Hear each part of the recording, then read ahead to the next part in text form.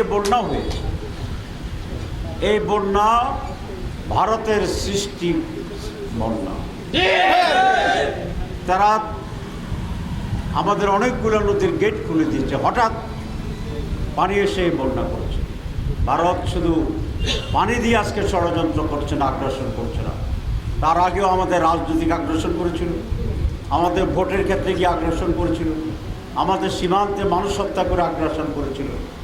এইরকম একটি সত্যমূলক প্রতিবেশী আনফর্চুনেটলি আমরা পেয়েছি। এবং তারা বাংলাদেশের মানুষকে কোনো সমর্থন করে না, তারা একটি দলকে সমর্থন করে, এবং সেই তাদের সমর্থনেই আমাদের নির্বাচন ব্যবস্থা ধ্বংস হয়ে গেছে। আজকের যে পানি নিয়ে আমাদের ভাইরা অত্যন্ত মারাত্মক অবস্থার ভিতরে, আপনারা জানেন চৌদ্দগ্রামের অনেক জায়গায় কাপকে আমি যেতে পারিনি, এত বেশি পানি, সেখানে যাওয়ার কোনো পরিবেশ ছিল না। ফেরিতে তার চেয়েও ভয়াবহ অবস্থা চলছে, মানুষ মারা যাচ্ছে, উদ্ধার করা পর্যন্ত স্রোতের কারণে কঠিন হচ্ছে। এটাও আমাদের বিরুদ্ধে, এই সরকারের বিরুদ্ধে, আমাদের যে বিপ্লব এবং বিজয়, এই বিজয়ের বিরুদ্ধে ভারতীয় ষড়যন্ত্রের ফসল।